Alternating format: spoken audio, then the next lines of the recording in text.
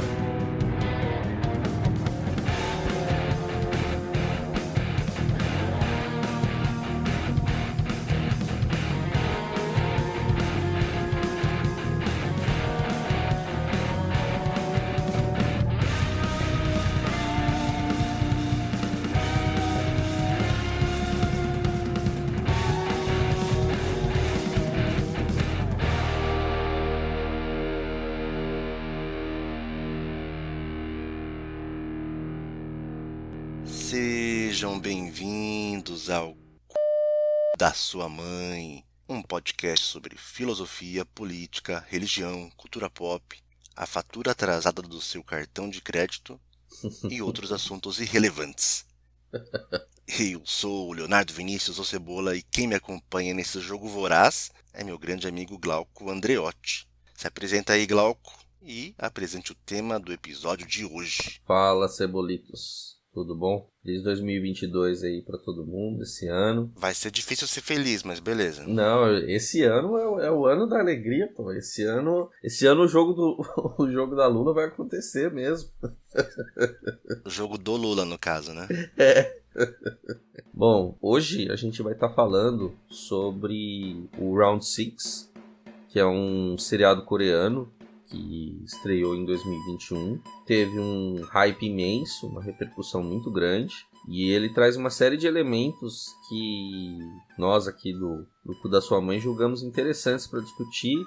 Não necessariamente o seriado em si, mas tudo que ele provocou, né? Porque tem uma série de desdobramentos da própria produção dele que nós vamos comentar durante o programa, né? Que fomenta uma série de discussões, né? É um seriado que ele tem um formato muito bem definido, né? Ele já tem um formato bem calcado. E nessa aventura de hoje a gente vai falar sobre desde o grande barbudo alemão até o sistema de endividamento capitalista e uma série de outras aventuras aí do nosso Squid Game, Jogo da Lula ou Round 6. Bom, antes de qualquer coisa, eu acho que é importante avisar que vai ter spoiler de tudo, de toda a história. Então, se você não assistiu, pare o programa, vá assistir e volte. Se você não assistiu e não liga para spoiler, então continua com a gente aqui. Eu acho difícil que qualquer pessoa que esteja ouvindo a gente não tenha ouvido nada de Round 6, porque foi um hype, como você falou, bombou em tudo que é lugar. Mas, de qualquer forma, temos que fazer um pequeno resumo. Round 6 se passa na Coreia do Sul uma história de pessoas muito endividadas com sérios problemas financeiros que topam participar de um jogo milionário. Quem vencer vai ficar milionário. Os voluntários eles vão participar de um jogo que recria brincadeiras infantis. Na verdade, são brincadeiras mais típicas da cultura local, da cultura coreana. Para a gente, talvez o mais comum seja a do cabo de guerra, seja mais familiar, mas eles têm ali 6 jogos de brincadeiras infantis coreanas. O único detalhe do jogo é que quem perde, morre. O vencedor vai ficar milionário, mas quem perder, morre. E são quase 500 jogadores. É como se fosse uma Olimpíada do Faustão, só que mortal, né, Glauco? É a ponte do rio que cai mesmo. Inclusive tem uma ponte do rio lá no jogo. Eu gosto de pensar que o slogan do Game of Thrones é no jogo dos tronos, ou você ganha ou você morre, só que esse é o slogan perfeito para Round 6. É, mais perfeito ainda, né? Não, encaixa perfeitamente. Bom, apresentação feita, vamos fazer os nossos comentários, mas é impossível, pelo menos para mim, não começarmos primeiro pelo título. A gente já brincou com isso na nossa apresentação, mas para quem não sabe, Round 6 ou Round 6, na verdade é um título brasileiro. O título original da série é O Jogo da Lula. Lula, no caso, obviamente, o animal. E nos outros países, ou na grande maioria dos países, inclusive nos Estados Unidos, a série se chama Jogo da Lula, Squid Game. Agora, no Brasil, entre aspas, misteriosamente, a série passou a se chamar Round 6 ou Round 6, o que não faz muito sentido, a menos que você pense que em 2022, ano de eleição, citar a palavra Lula seja talvez um pequeno probleminha aí. Então eu começo perguntando para você, Glauco. Foi covardia da Netflix ou foi uma estratégia inteligente para evitar polêmica? Qual o seu ponto sobre a série não se chamar Jogo da Lula e se chamar Round 6? Essa é uma provocação muito interessante, principalmente para 2022, né? Pelo que a gente vê, aparentemente a Netflix não admite isso, não se pronuncia a favor. Ela diz que realmente, de fato, esse inclusive seria o nome, mas até para a própria identidade coreana seria mais coerente eles até associarem. Mas pra gente é inevitável você não fazer essa associação e aproximar em relação a um grande evento aí que tá tendo e uma polarização que a gente tá tendo nesse país e que tá ficando cada vez mais intensa. E quando a gente acha que começa a melhorar, ela acaba voltando. É como se fosse a sexta rodada, o round 6 do político nosso, né? É quase que o 6º turno de uma eleição. É isso mesmo. Pensa no sofrimento. Não, e a Netflix já tem o seu logo vermelho, né? Já é uma provocação, já seria a associação que os bolsominions ou qualquer pessoa faria, já seria, acho que, inevitável. O que é muito doido, assim, oficialmente ela disse que a brincadeira, o jogo da Lula, não é conhecido no Brasil, então eles acharam apropriado mudar. Entretanto, em muitos países, eles não mudaram o nome.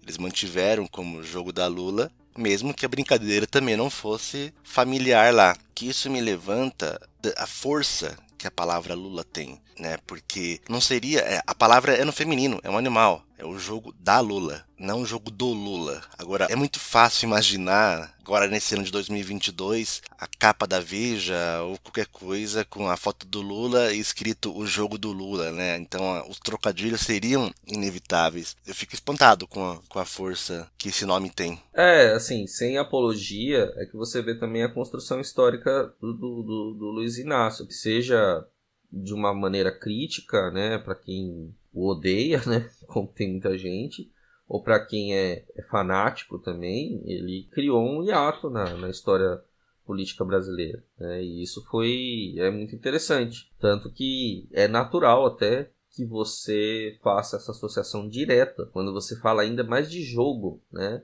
porque o que ele mais fez desde a história dele, lá na história dos sindicatos, desde da história do ABC, né, de toda a organização e até da criação do partido, sempre foi um jogo, né? E ele jogou e perdeu várias vezes, né? Voltou e aí ele acabou vencendo em 2002 e mudou a história do país em vários aspectos, né? Do ponto de vista de de um nordestino, né, que ficava em cima de pau de arara, de repente se tornar o presidente do país. Esse é o poder da democracia. Ele cria essas situações. Da mesma forma que ele traz um capitão reformado do exército para ser presidente, ele também pode trazer um nordestino para fazer a mesma coisa. Não, peraí. Um capitão formado do exército, não, né? Um capitão maluco do exército. Não compare. Não compare os dois, pelo amor de Deus. Não, eu não tô comparando, não. Não, alguém com visíveis problemas mentais. Não faça essa comparação. Dá pra comparar de outras formas. Você pode botar que, assim, da mesma forma que bota um milionário, tipo como chama o do Partido Novo lá? O Amoedo. Assim como você pode botar um milionário como um Amoedo como presidente, você pode botar o Lula, mas o Bolsonaro é outro nível de história, né? Batatinha frita, 1, 2,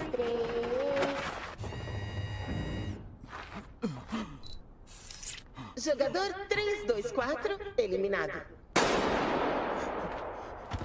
Um outro fato muito interessante é que, por exemplo, se você digitar a palavra Lula, é muito improvável que você vá visualizar ou principalmente nas primeiras páginas ver qualquer coisa associado ao animal Lula, né?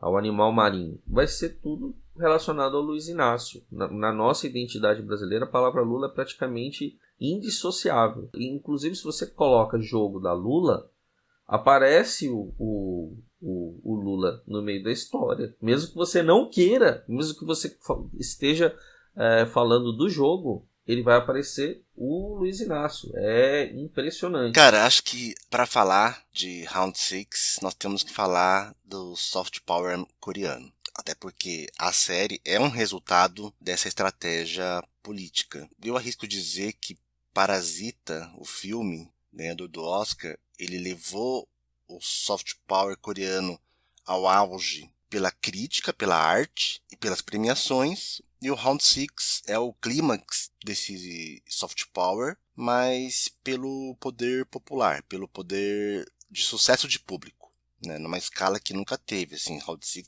foi um sucesso estrondoso da Netflix, o seu grande sucesso de público. Eu acho que temos que explicar um pouquinho o que é soft power. Você arrisca aí, mandar? Ah, sim. É uma estratégia muito interessante. Eu acho que uma grande referência que a gente tem de soft power que aconteceu foi na antiguidade clássica mesmo, né? Que tem a ver com os valores intangíveis, né? Então tem a ver com uma estratégia que não necessariamente está ligada a uma força militar.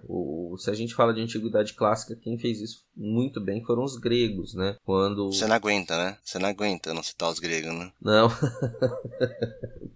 Tem que ser sempre. Tanto que quando o Alexandre Magno ele invade a Grécia, né, vindo da Macedônia, ele se nega a destruir a cultura, né? Isso também aconteceu na Segunda Guerra, quando os generais nazistas invadem a França, o Führer manda destruir Paris e eles se negam, né? Então, assim, quando uma cultura, quando um valor associado a uma cultura de humanidades mesmo se concentra, ela ganha tanta força que ela acaba se tornando identidade e você associa. Então, assim, como a Coreia sempre esteve no meio de conflito entre China e Japão, eles investiram nisso, né? Eles fizeram um investimento em cultura e isso tudo é muito resultado de uma transformação grande, né, que teve, que todo o país passa por essa transformação, né? A Espanha também passou por isso lá em Barcelona, quando fizeram até um dos grandes exemplos de gentrificação, né? Que é quando você pega bairros da periferia e você transforma em condomínios de luxo, que foi o que aconteceu na Olimpíada de Barcelona de 92, e isso também aconteceu em Seul, né? Seul ficou conhecido no mundo inteiro, foi uma lindíssima Olimpíada, né? Ela foi marcante para todo mundo, né? Antigamente os esportes eram tinha uma força muito intensa. A gente lembrar, em 88 a gente ainda tinha cortina de ferro, né? O muro ainda não tinha caído, Então ainda existia aquela dicotomia entre as duas grandes potências. Tinha um resquício, ainda estava geladinho ainda. Mesmo que o freezer tivesse para desligar, o compressor tivesse para dar uma descansada, né? O clima ainda estava frio ainda, né? Então ainda existia uma disputa. E aí vieram uma série de investimentos. E a Coreia investiu de uma maneira muito inteligente em cultura. Ela investiu muito em educação. Hoje o coreano é um referencial de educação tanto quanto o Japão e muito assim, além da China. Hoje o conceito que o Ocidente tem da Coreia são de grandes marcas tecnológicas, um país extremamente tecnológico, educado, né, inteligente. De fato, hoje em dia é uma forma mais inteligente, né? Ao invés de você investir em armamento, em potencial militar, você investir em cultura é algo extremamente potencial. Só que a única questão é que é muito difícil, porque geralmente é a longo prazo, né? Se eles começaram isso em 88, eles só estão começando a colher os frutos, que foi agora, recentemente, né? Até com uma série de filmes que foram começando a surgir no mercado midiático mundial. E tecnologicamente falando das grandes marcas, né? Grandes marcas que hoje, LG, Samsung, os carros também, que a gente nunca imaginou. Os coreanos são super conhecidos por serem grandes gamers, né? Hoje os que estão sempre disputando os primeiros lugares sempre tem um coreano no meio, né? Sempre é um povo extremamente high-tech ligado nisso. Em resumo, o soft power, ou vamos fazer uma tradução idiota aí, mas esse poder macio, esse poder leve, ele é o contrário do poder militar. Então você passa a intervir, a chegar a outros países, mas não de forma agressiva, militar, mas com força abstrata, né? Então é um investimento em cultura, em educação, em esporte, como você falou, sediar uma Olimpíada, ou então investir pesado em filmes, séries, teatro, para que esses materiais cheguem nos outros países. E isso te dá um retorno ideológico, te dá um retorno financeiro também, porque hoje a Coreia do Sul é um dos grandes destinos dos brasileiros. Sim, a Coreia do Sul era ignorada por jovens brasileiros na década de 80 e 90, e hoje a molecada quer aprender a falar coreano. Eles querem morar na Coreia, querem estudar na Coreia, que é algo que era muito comum também. Acho que eu lembro da minha infância dos anos 90, o Japão ser um público muito desejado pelos adultos que queriam trabalhar no Japão e pelos crianças, né, a gente assistia os desenhos japoneses e queria ir para lá. E hoje quem colhe esses frutos é a Coreia do Sul. Você falou aí dos filmes que começaram a surgir e o cinema coreano virar uma referência. A minha primeira referência de filme coreano é Old Boy, lá em 2003, que fez um baita sucesso, ganhou o Grande Prêmio do Júri lá em Cannes. O presidente daquela mesa era o Tarantino, e ele pirou com Old Boy. Nossa, que legal. É a cara dele, né? Não, tem um plano sequência que ele tá com acho que ele tá com um martelo, né, cara? E ele sai lutando e eles não cortam, cara. Ele é inteiro. É muito legal essa cena, é muito legal. O filme é a cara do Tarantino. E aí o Old Boy levou o Grande Prêmio do Júri. E aí eu lembro que se falou muito, assim, do cinema sul-coreano. Chegou um monte de filme sul-coreano. Os filmes do diretor do Old Boy, o Park Chan-wook, eu acabei assistindo todos depois, os de antes e os depois, porque virou uma baita referência. E depois, né, agora já falando, como a gente falou agora, mais recente, Parasita e Round 6 elevaram isso a um nível muito, muito grande. Inclusive o próprio cinema, o grande cinema hollywoodiano também se inspirou e bebeu dessa fonte, para você ver como que foi importante, né? Tem aquele filme Infernal Affairs, né? Que não sei como que é a tradução mesmo. Conflitos Internos. Isso, Conflitos Internos, que acabou inspirando o Scorsese. Ele adquiriu os direitos para gravar o Infiltrados, né? Que é um filme muito legal, né? Com o DiCaprio, tem o Nicholson também, o Jack Nicholson, é muito bacana. O Mark Wahlberg, tem o Matt Damon, é muito legal. Não, bem lembrado, porque o Hollywood começou a refilmar os filmes coreanos. O próprio Old Boy teve uma refilmagem. Ah, é verdade, né? Ele teve o... Né? O Spike Lee filmou. É verdade, é verdade. E é legal pensar, você citou conflitos internos, é legal ver que essas filmagens, elas acabam ganhando a cara americana. Você não assistiu o Old Boy americano? Não, o Old Boy americano não vi. E o Conflitos Internos, o coreano, você assistiu? Assisti. Cara, é interessante, é muito legal ver a diferença cultural das duas versões, porque na minha opinião, tanto o Old Boy americano quanto os Infiltrados, o final deles é muito moralista. Eu falo pra você em off, eu não vou dar aqui o spoiler dos dois filmes, mas é legal como a versão americana tem um final suave nos dois filmes. Eu fiquei super surpreso quando eu fui assistir os originais. Quer dizer, no caso o Old Boy veio o original primeiro. Quando eu vi o americano, puta, eu fiquei tão decepcionado com o final. E no caso do Conflitos Internos, eu vi os Infiltrados primeiro, que é muito legal, é incrível, né? Só que quando eu vi o Conflitos Internos, cara, puta que pariu, o final é uma porrada na cara, assim. Mas passemos pra frente.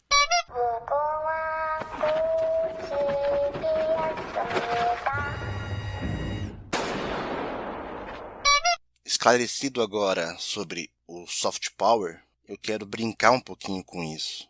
E aí, pra mim, o Round 6, ele é uma grande ironia dessa consequência do soft power.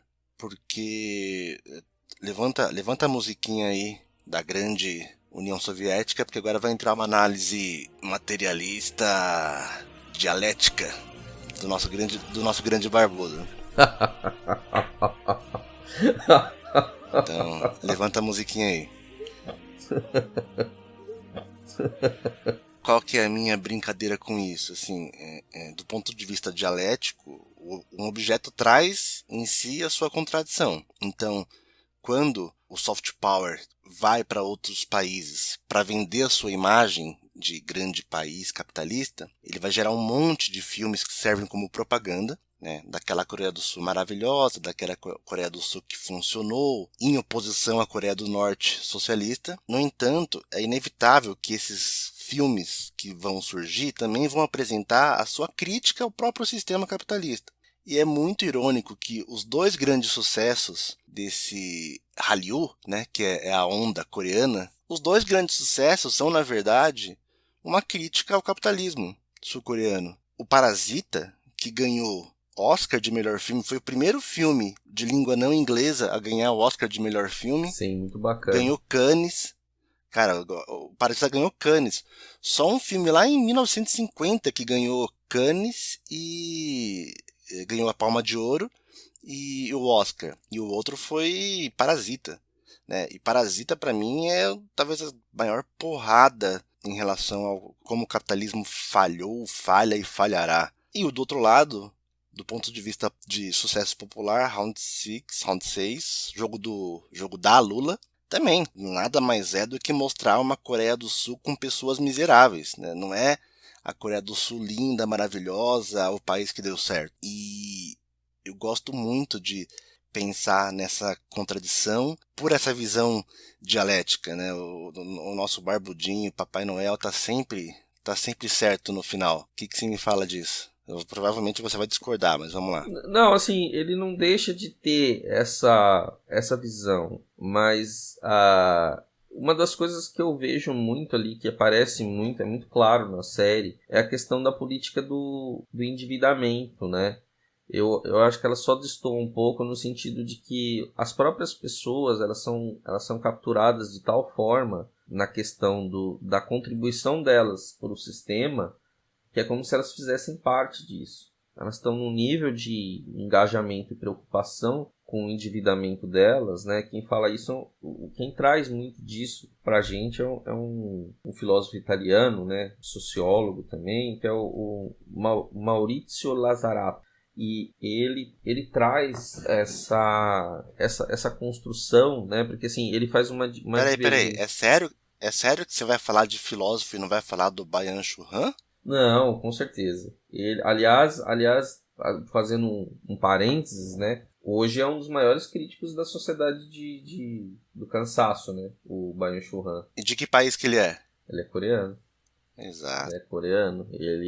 Inclusive, ele é um dos grandes críticos contemporâneos, né? É um filósofo muito... Eu gosto muito dele, assim. Acho ele tem uma série de publicações aí que talvez ele tenha a ver... Ele não vai flertar diretamente com o Round 6, mas talvez ele fale das pessoas que cansaram tanto que acabaram saindo do sistema, né? Que estão fora. O Byung-Chul Han, ele ainda faz uma crítica ainda às pessoas que ainda não chegaram a ir para o jogo, mas que estão quase indo, que estão no limiar. Ele está falando que o próprio sistema capitalista ele produz o burnout, e ele diz que o sistema se autorregula, mas que na verdade você... É aí que eu acho que na dialética marxista ele faz uma atualização do pensamento, no sentido de que aquela relação de classe, ela começa a se misturar, porque você não tem mais um empregador que diz o que você deve fazer e como fazer. Você é o próprio patrão. Você tá de sacanagem, né? Não, é sério. É sério, porque você pode ver, o Lazarato, ele fala disso, que as pessoas poderiam ter simplesmente falado assim, não, eu não vou pagar minha dívida. Eu não tem como. É igual os estados fazem isso, algumas empresas declaram falência. Você fala assim, não tem como eu pagar essa dívida. Esqueça, isso é inalcançável, não tem como. As pessoas não conseguem criar isso. Foi criado um valor tão associado, né, que é uma transformação incorpórea. Então, assim, o sujeito, ele se autoavalia e ele se constitui dentro do modelo de construção de si. Né? Esse indivíduo, ele vai simular tudo o que deve acontecer, e isso encarna no corpo dele de tal forma que ele não consegue se sustentar com a ideia de que ele deve. Mas isso o nome disso é capitalismo, meu filho. Sim, mas você vê que nesse processo você não tem o papel de um patrão. Tinha muita gente que estava até desempregada lá. As pessoas simplesmente estão fazendo isso para si próprias. Elas não estão escravas de um senhor. Elas são senhores de si próprias, mas elas estão de tal maneira incorporadas nisso. Até uma contradição, que assim, é o conceito de empresa diferente de fábrica, nesse aspecto. A fábrica, ela tem ela faz uma divisão de trabalho dentro dela e ela setoriza. Então você tem o cara que trabalha lá em apertar o parafuso na entrada, você tem o cara que recebe, o cara que faz o pacote, existe supervisores, existe uma cadeia de controle. Quando você fala de empresa como sociedade de controle, aí a valorização capitalista dela, ela vai ficar subordinada a essa condição de estar subjetivamente representando todo mundo, né? Então, assim, tá tudo muito associado à ideia de prazer e desejo social. Isso é superior à proposta da fábrica, que é uma guerra econômica. A guerra econômica, do ponto de vista de estrutura social, né, estrutura de articulação da sociedade, ela só é estética, né? Então, assim, é tão complicado o Byung-Chul Han, ainda bem que você falou dele, ainda bem que você lembrou, foi uma bela lembrança. Você fica de tal forma atolado nesse sistema que, assim, consumir para você tem um sentido muito mais de pertencer ao mundo, né, e aos signos que isso representa, do que necessariamente ter um objeto que representa o seu poder. Consumir te dá o sentido de uma expressão de pertencimento e de existir. As pessoas que estão no Round 6, por exemplo, aquela mulher, principalmente aquela mulher, ela é um papel assim muito provocante, né? Porque ela é a que tem... A moral dela é quase assim, ela não tem valor nenhum. Ela vai de um lado para o outro. Ela só quer se dar bem, de um jeito ou de outro. Aquela mulher, ela tem um papel bem interessante, né? Você vê que ela considera que a moral dela é completamente zerada porque ela deve. Ela não tem nenhum tipo de valor. E o absurdo disso é que as pessoas dado o direito delas, né, de escolherem, de repente, de uma forma democrática, sair do sistema, sair daquela, vamos falar assim, alegoricamente, sair do sistema capitalista e falar assim, vocês não precisam arriscar suas vidas ou participar desse jogo, porque vocês... De repente, isso não é... A vida de vocês vale mais do que esse monte de dinheiro. Só que isso é irônico, isso é uma parte que eu tenho minhas críticas. Porque o voto de Minerva é do velhinho, cara. Isso é muito estranho. Essa cena ela é muito significativa. Para quem não se lembra, depois que eles participam do primeiro jogo, que é o da batatinha frita, muita gente morre, eles ficam aterrorizados, afinal eles não sabiam que iriam morrer, né? Foi um massacre. E aí, desde o começo, no contrato, eles são avisados que eles podem sair no momento que eles quiserem, desde que a maioria vote para que acabe o jogo. É uma bela metáfora da democracia burguesa, da democracia capitalista. Você escolhe, né? No final de outubro, no final do ano, a gente escolhe entre o personagem A e B em quem nós vamos votar. Você tem uma aparente opção de escolha. E quando você fala que é muito estranho que o velhinho que deu o voto de Minerva, não é estranho, porque o velhinho que é o produtor do jogo, assim como as democracias, elas são controladas pela burguesia. São eles que colocam. O Bolsonaro só ganhou porque ele teve um investimento gigantesco. Foi o mercado, foi o capital que colocou ele lá. Aliás, o grande aval dele foi o Paulo Guedes. Os liberaizinhos malandros aí falavam, eu não votei no Bolsonaro, eu votei no Paulo Guedes. É verdade, isso é fato. Então, não tem essa de é muito estranho. Na verdade, é uma baita de uma metáfora. E aí eu queria aproveitar para citar também a sua fala, quer dizer, citar não, rebater, em que você fala da escolha de participar daquele jogo ou não, em que as pessoas têm o controle, o indivíduo tem o controle da sua vida. Isso é muito falado no jogo, em que o próprio protagonista, que é um pé rapado, quando ele sai do jogo, ele tá lá numa mesinha, e aí vem o próprio velhinho, disfarçado de pobre. E aí eles conversam. E o velhinho, assim, aparentemente seria uma coincidência o velhinho aparecer ali no boteco que ele tá. Depois a gente vai saber que não, que ele tava lá meio que recrutando o pessoal pra voltar pro jogo. E na conversa o velhinho fala que vai voltar pro jogo. E o rapaz fala, não, você tá maluco, que lá é a morte e tal. E o velhinho fala, aqui é pior que lá. Aqui fora é pior que lá. Lá eu tenho uma chance. Aqui dentro eu não tenho chance nenhuma de sobreviver no mundo real. Olha, eu decidi voltar pra lá. Voltar pra onde? Voltar pro jogo. Depois que eu voltei pra cá, eu percebi que eles tinham dito a mais pura das verdades. A vida aqui fora é mais angustiante. E enquanto eles falam isso, o protagonista oferece, ele tá tomando uma cachaçinha no boteco, né?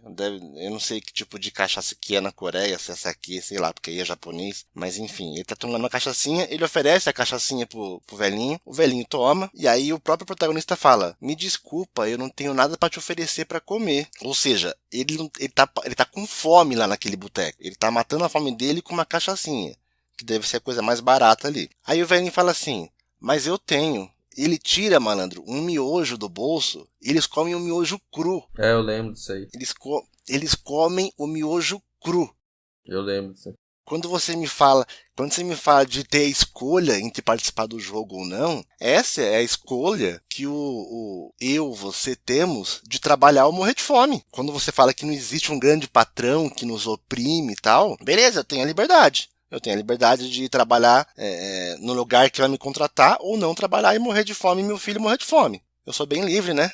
Não, então, é no sentido que eu falo, de fato a gente não tem muita escolha, mas é que você traz isso pra dentro de si. Então quando você começa a trabalhar, às vezes ninguém te pede muito pra você ser super efetivo e produzir relatórios. Você começa a fazer isso para si próprio. Você começa a levantar mais cedo para trabalhar mais cedo. Você não faz como aquele modelo tradicional de fábrica que você chegava, você pegava o transporte da empresa, chegava, tocava o sinal, você entrava, começava a apertar seu parafuso, batia a hora do almoço, você ia. Você levanta mais cedo e começa a produzir relatório e começa a revisar as coisas e você quer aparecer. Então você começa a criar uma competição que está além do que é exigido dentro da força de trabalho. Isso não é pedido para você. E essa autovigilância começou a ficar muito igual, né? O Byung-Chul Han, ele fala isso que é o inferno do outro, né? O inferno do igual. Porque você não tem mais um competidor, né? Você não tem mais aquela coisa assim, eu sou assalariado e aquele lá é o meu é o meu supervisor que pertence a outra classe. O cara mora no mesmo bairro que você. O que difere você dele, às vezes, é uma quantia muito baixa de dinheiro. Às vezes, do ponto de vista de estrutura de trabalho, você até ganha mais que o cara, porque você faz horas a mais, você trabalha final de semana, né? Então, e aí o próprio cara quer ser super eficiente, ele trabalha mais do que você e ganha menos, né? Então virou uma loucura, porque assim, não é mais exigido, é uma coisa que ficou disseminada.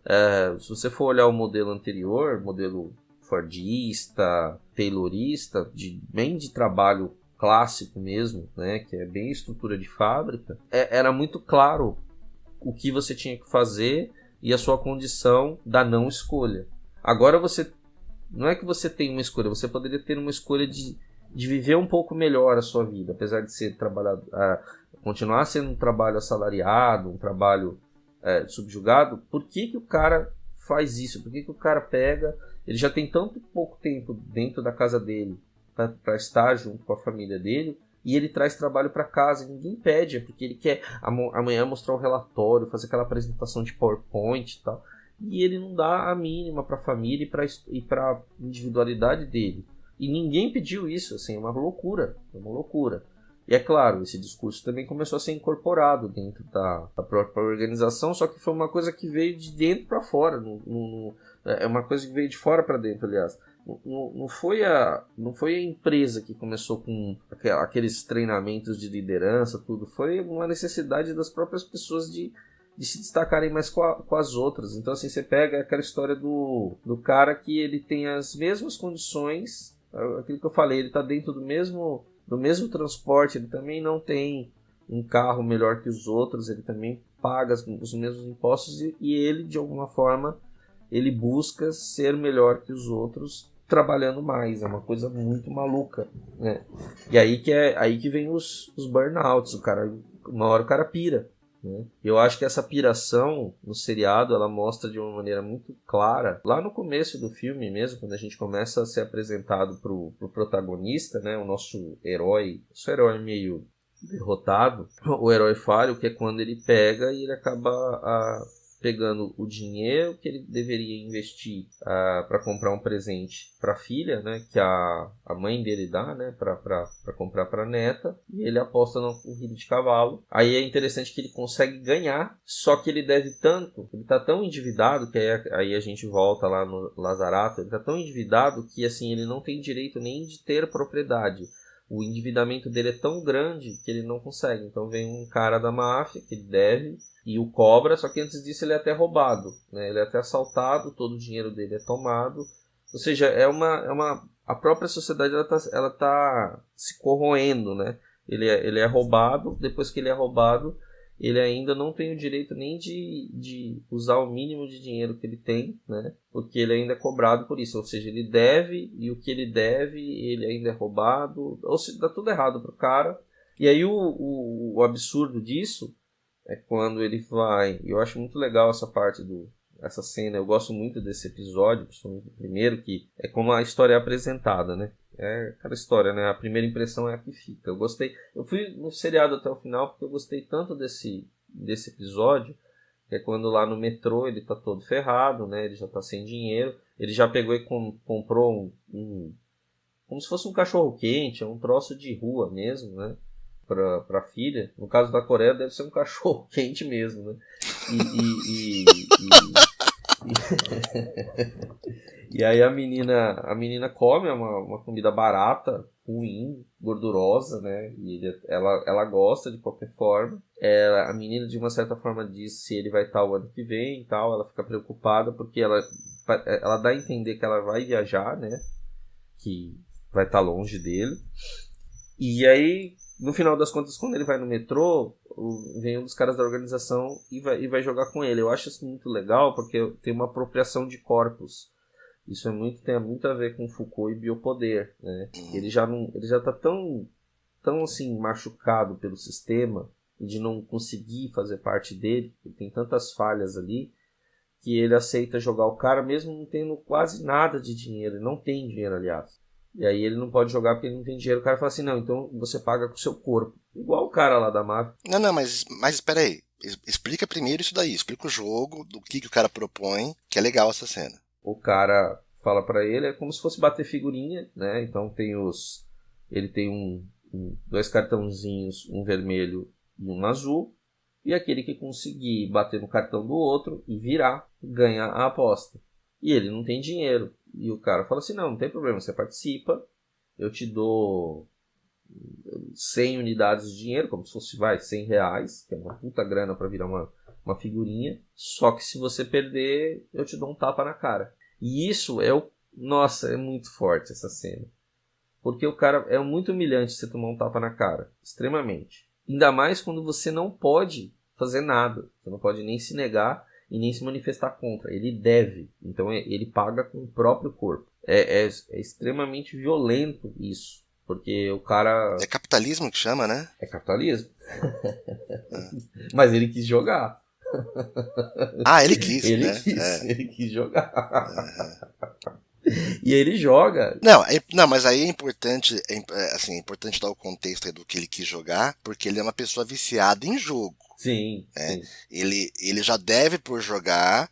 Quando ele pega o primeiro dinheiro, em vez de comprar presente para a filha, ele vai jogar em cavalo. Então, naquela situação, não jogar era algo extremamente difícil para ele, né? Dar o contexto, rapaz. Não, então, é interessante você ter colocado isso, porque você vê que...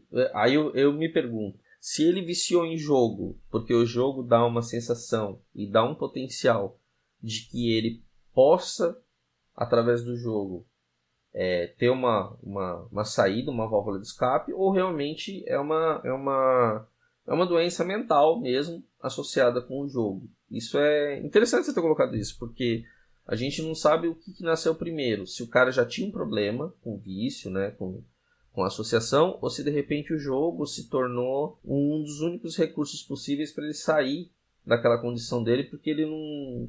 A própria estrutura social dele, né? É interessante você ter colocado isso, porque pode ser que o cara ele desenvolveu essa doença mental, esse vício, porque foi o que ele foi ensinado, ou se o cara já tinha uma predisposição, né, a ter uma demência mesmo, né? Não vou dizer demência, mas um problema mesmo, né, de disfunção, que o cara jogou. Não, mas não faz diferença. Porque assim, para aquele caso específico, não participar do jogo era algo impossível porque ele tem um vício em jogo. Mas é importante dizer que não faz diferença, porque todos os outros 455 jogadores também jogaram aquele joguinho de virar o tazo. E eles não eram todos viciados em aposta, né? O ponto é que todas aquelas pessoas estavam tão fodidas que valia a pena você levar um tapa na cara, mas talvez ganhar um dinheirinho a mais. Para quem não tem nada, tapa na cara ele já leva todo dia.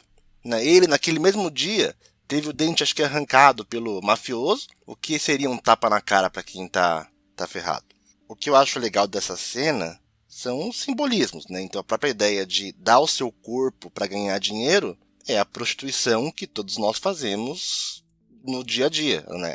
O que nós temos para vender é a nossa força de trabalho, que é o nosso tempo e a nossa habilidade de trabalhar em algo. Então, o que nós fazemos é dar o nosso corpo para ganhar algum dinheiro.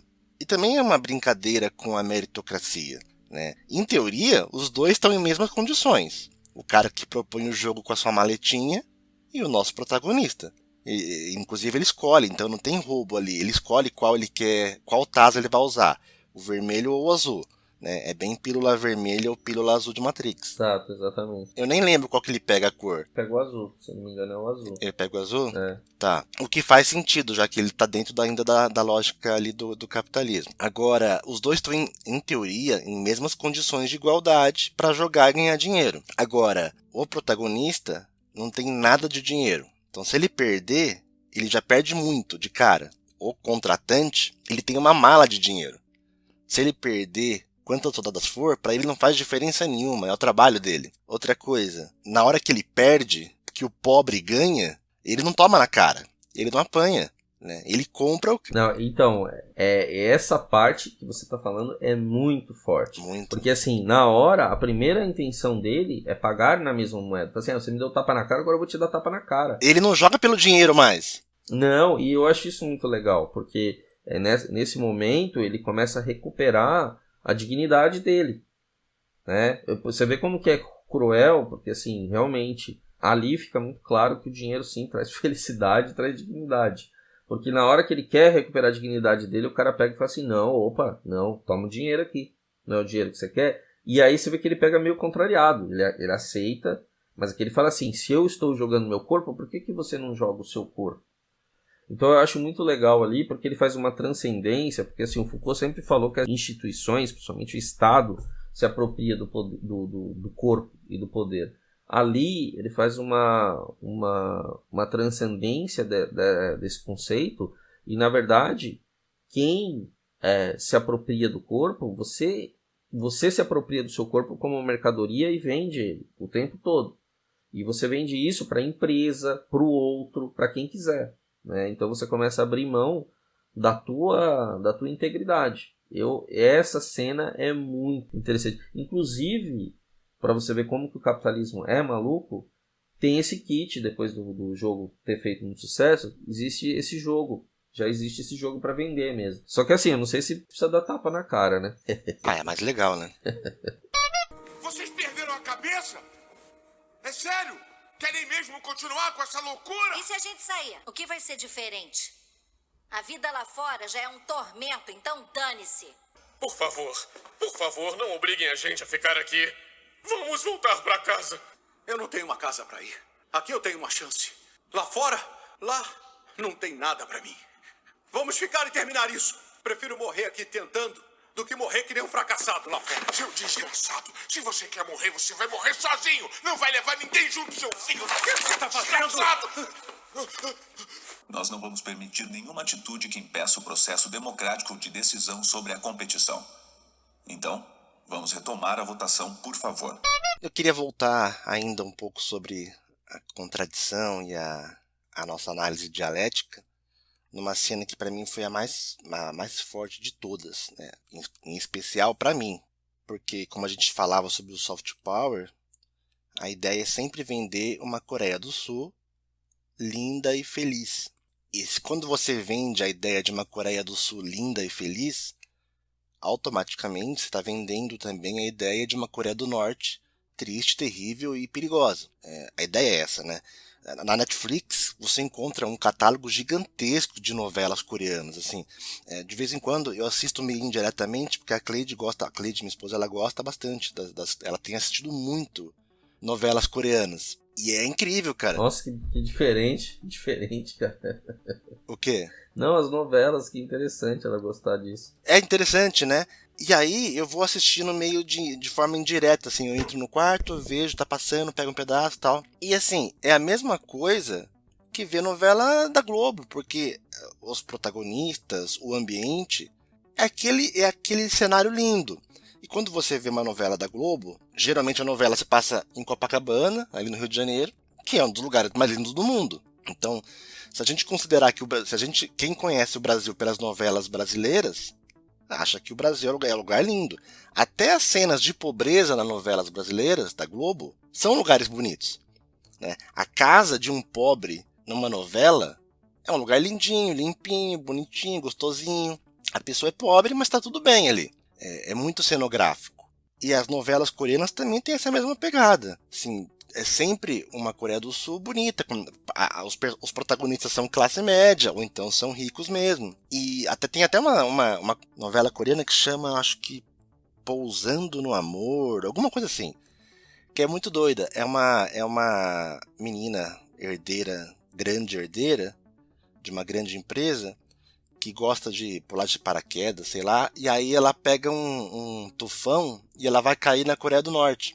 E aí ela se apaixona por um capitão, sei lá, alguém de alta patente do exército da Coreia do Norte. E aí a novela é a história de amor entre eles. E a visão que eles dão para a Coreia do Norte nem é tão ruim assim. Até porque é importante lembrar que as duas Coreias, elas se consideram um só, né?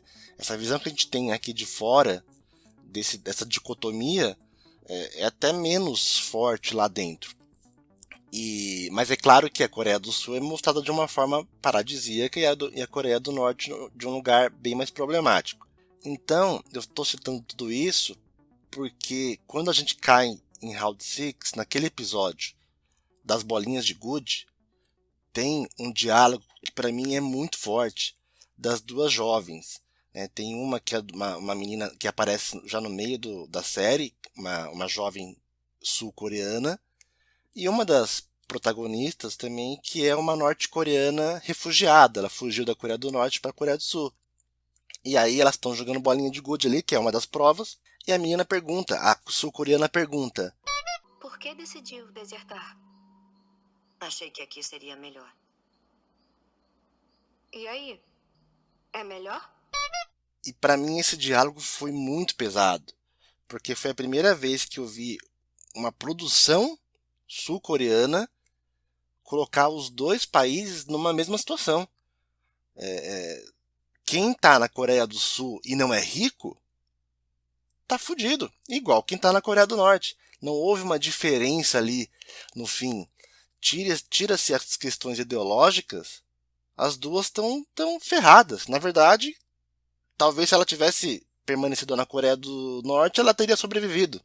Acho que é isso que ela coloca. É exatamente isso que ela coloca mesmo. Eu não lembro dessa parte, eu já nem lembrava. Não, ela fala que lá, pelo menos, ela ainda tinha uma chance de estar viva, né? Caralho, sério? Ela chega a falar isso. Que ela imaginou que lá ela ia encontrar tudo bem, mas que ali ela estaria jogando com a própria vida. E que não necessariamente isso estaria acontecendo lá do outro lado.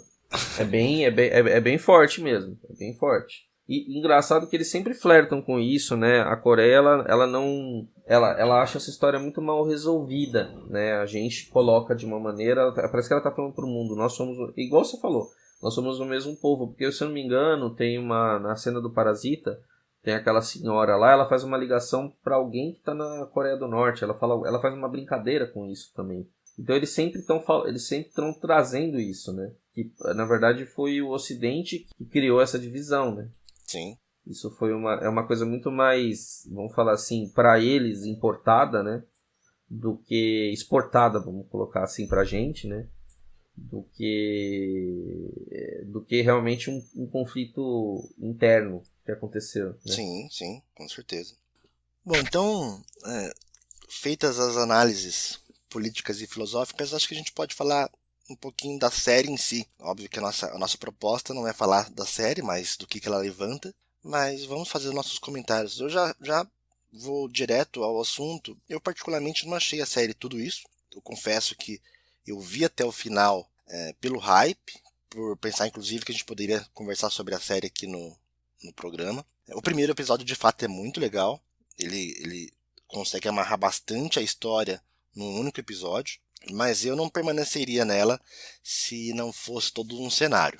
A história em si nem ela tão novidade, assim, dá pra você puxar. E o próprio criador também fala que se inspirou em um monte de coisa, né?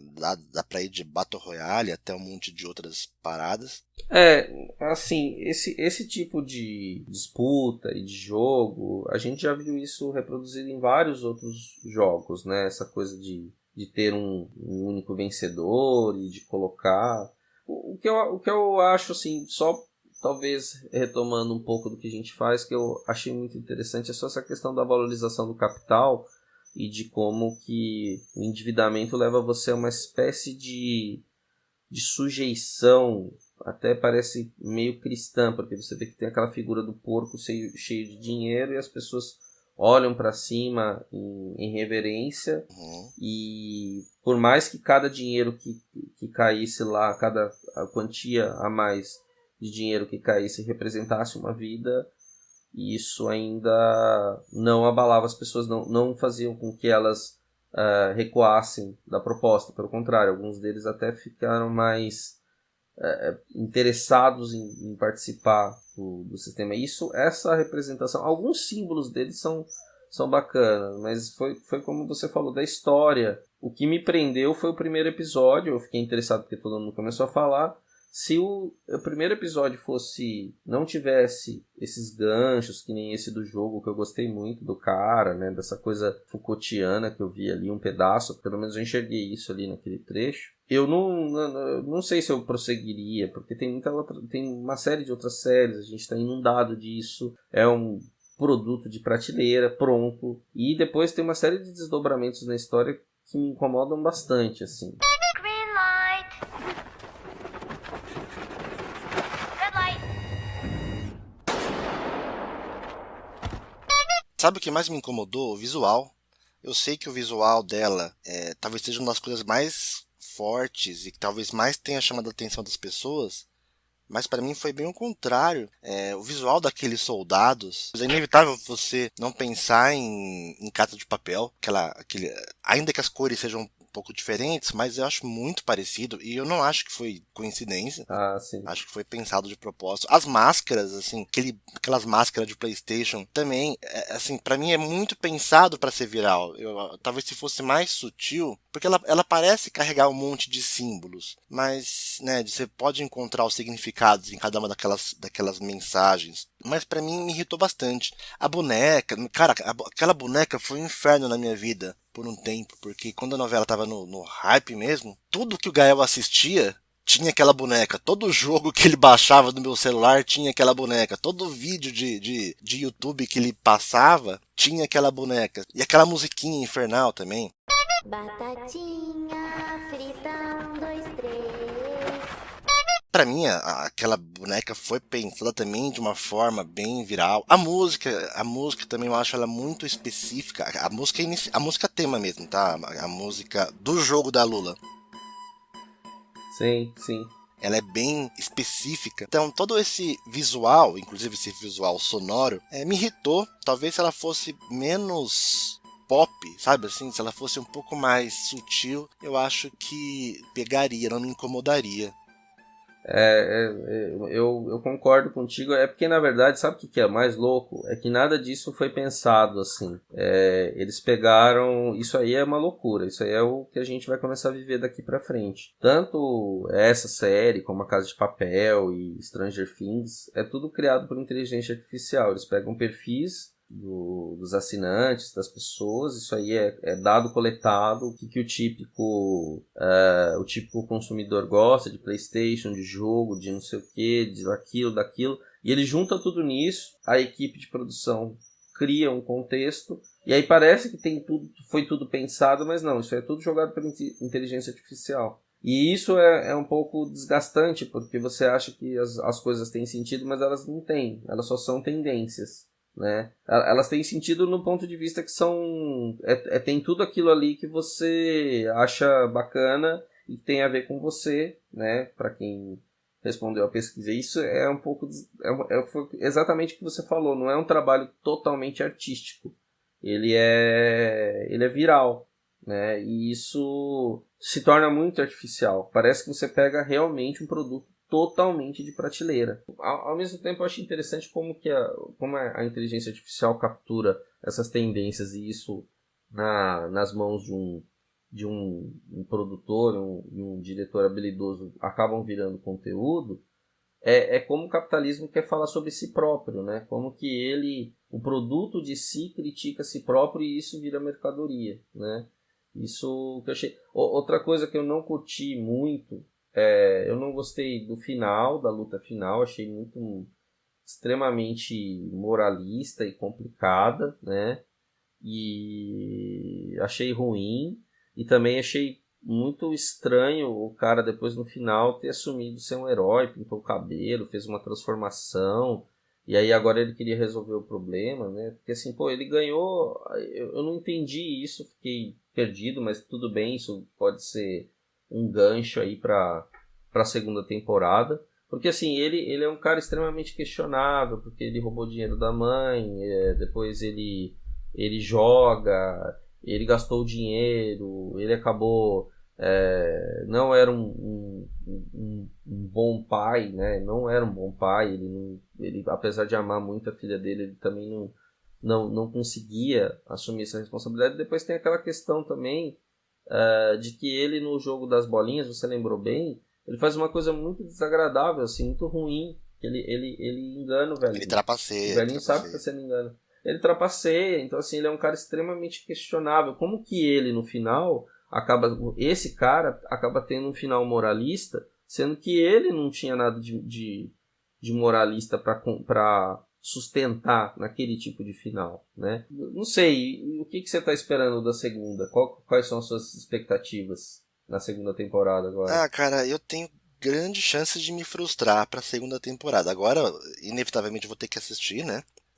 Já que eu não tinha gostado muito da série, mas pela importância que ela ganhou, até pelo nome de citar o Barbudão, cara, eu acho que eu vou me frustrar, porque eu acho pouquíssimo provável que ela vai muito além do ponto de vista ideológico. Eu acho que ela chegou no limite dela, assim. Ela critica o capitalismo é uma merda, mas eu não acho que ela vai propor o fim do capitalismo. Então, provavelmente, a segunda temporada vai mais focar na luta desse protagonista falho aí, em quebrar aquele jogo, que é importante dizer, né? No final a gente descobre que o jogo não se passa só na Coreia, ele se passa no mundo todo, são várias edições, né? Os VIPs lá, eles falam, pô, essa temporada da Coreia aqui tá legal demais, tal. Quer dizer que ela acontece em todo que é lugar. E eu não acho que a série vai muito longe dessa filosofia que ela propôs.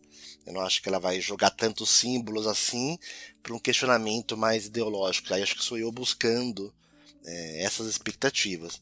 E ela vai focar ali na quebra do jogo, em buscar a vingança com os organizadores e só. E aí provavelmente ela vai acabar ali na segunda temporada mesmo e não vai ter o mesmo hype da primeira, cara. Eu acho que é uma série que vai acabar minguando aos poucos. Eu também tenho a mesma impressão. Aliás, você falou essa parte dos VIPs, eu até tinha esquecido de comentar. Isso também me incomodou pra caramba, ser extremamente estereotipado. Essa parte, assim, eu achei, nossa, que coisa mais fabricada. É muito assim, ruim. Porque, pô, se tinha edição em vários países, era normal você esperar VIPs coreanos ali. Ficou uma coisa muito... que o mal vem de fora, que é uma coisa externa, né? Pode até ser, no sentido da crítica, de dizer que... Mas assim, sabe aquela coisa do vilão gordo americano, mal, tipo porco capitalista, muito, sabe? Eu acho que poderia ser outros coreanos, né? Acho que essa demonização do Ocidente me incomodou. Acho que não precisaria ser isso. Porque, assim, quem inventou o modelo econômico, beleza, funcionou aqui no Ocidente. Funcionou? Não, funcionou. Tanto que eles estão copiando. É mesmo? Você acha que funcionou? Não, funcionou, pô. Funcionou. Funciona bem. Interessante saber, sim. Você sabe que tá cheio. Você sabe que a fome aumentou, né? Aumentou, mas também teve.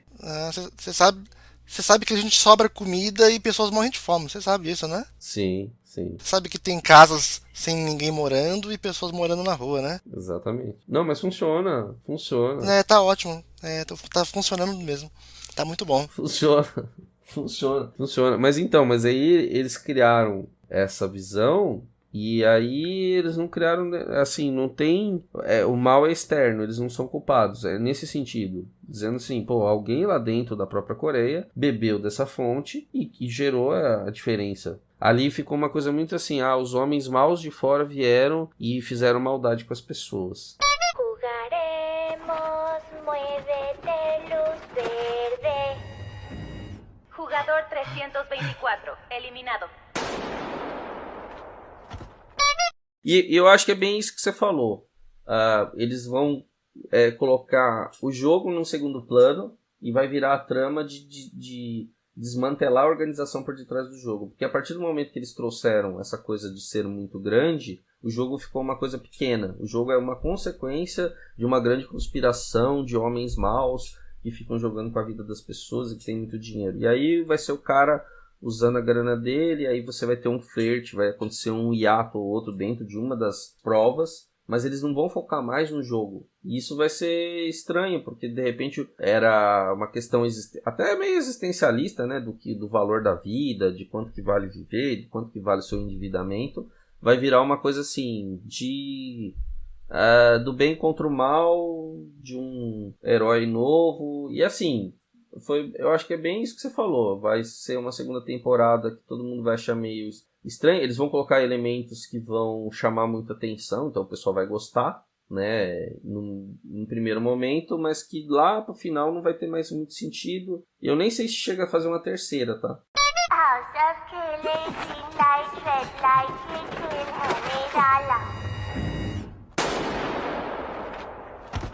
teve algumas provas que eu achei muito idiota. Aquela de ficar lambendo o caramelo.